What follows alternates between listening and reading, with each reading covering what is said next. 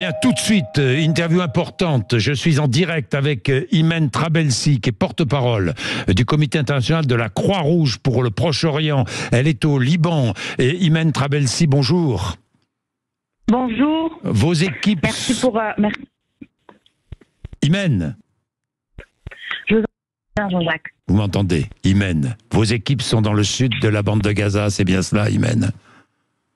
Oui, nos équipes ont dû se déplacer vers le sud après les notifications d'éviction qui étaient imposées par les autorités israéliennes afin de se reloger. On était initialement dans le nord du pays, donc toutes les équipes ont été relogées vers le sud, mais il est important aujourd'hui de dire que même si une bonne partie de la population dans le nord a été obligée de se reloger vers le sud et se déplacer vers le sud, mais il reste de la population là-bas qui ont toujours pas un accès à leurs besoins primaires ou bien besoins basiques humanitaires.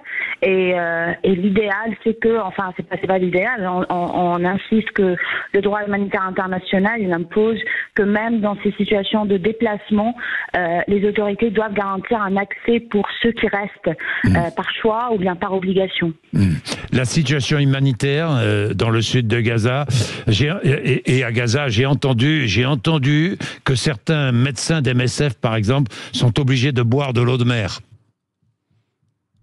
En ce moment, en fait, il est important de signaler que les deux stations de désalinisation d'eau de mer sont complètement hors service. Et d'habitude, c'était l'une des sources principales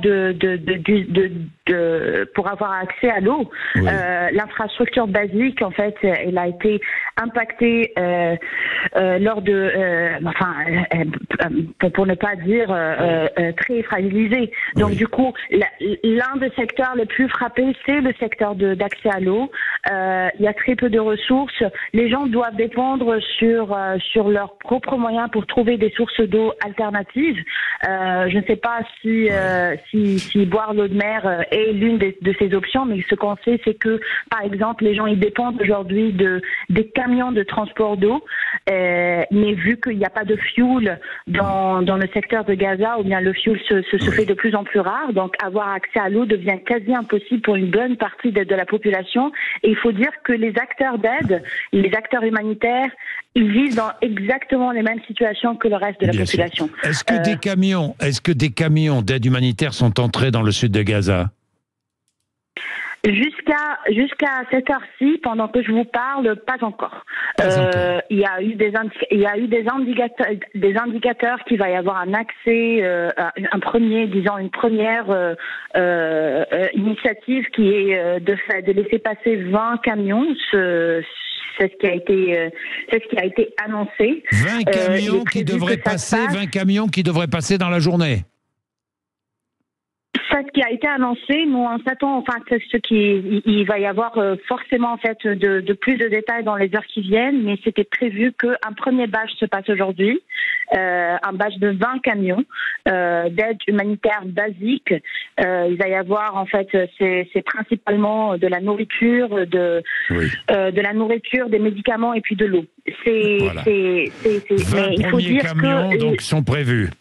Oui. Imen Trabelsi, je vais vite parce que je sais que vous avez énormément de choses à faire, de rendez-vous à honorer, mais j'ai une dernière question à propos des otages. C'est la Croix-Rouge qui mène les négociations? Non, la Croix-Rouge ne mène pas les discussions. On est en discussion avec les parties du conflit, y compris le Hamas, par rapport au dossier des otages. Oui. Nous, notre objectif, bien sûr, une bonne partie de ces discussions-là, c'est le discours bilatéral et confidentiel. Il y a très peu d'informations qu'on peut partager publiquement, mais ce qu'on peut, il y a discussion. Absolument. Il y a des discussions. Nous, on rappelle que le droit humanitaire international, il interdit la prise d'otages et nous appelons à une libération le plus tôt que possible. Mais entre-temps, nos discussions, en fait, ils veulent mener éventuellement à commencer nos visites, les visites du CICR des personnes prises en otage et éventuellement, bien sûr, nous nous tenons prêts à faciliter comme intermédiaire humanitaire les opérations Vous allez pouvoir visiter les otages? Jusqu'à maintenant, on n'a pas visité. On est toujours en discussion. Mais comme je vous l'ai dit, Jean-Jacques, la base de ces discussions, c'est la conversation bilatérale et confidentielle, et ce pour faciliter faciliter le progrès du dossier et non pas pour être discret. Donc oui, nous appelons à une libération le plus tôt possible et nous nous tenons prêts à être l'intermédiaire humanitaire lors de cette potentielle libération. Merci beaucoup, Imen Trabelsi. C'est un témoignage essentiel que vous venez d'entendre sur l'antenne de Sud Radio.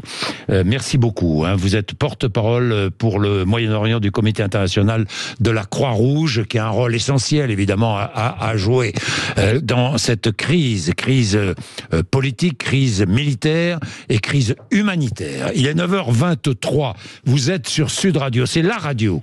C'est ici que ça se passe. Sur Sud Radio. C'est la radio qu'il faut écouter.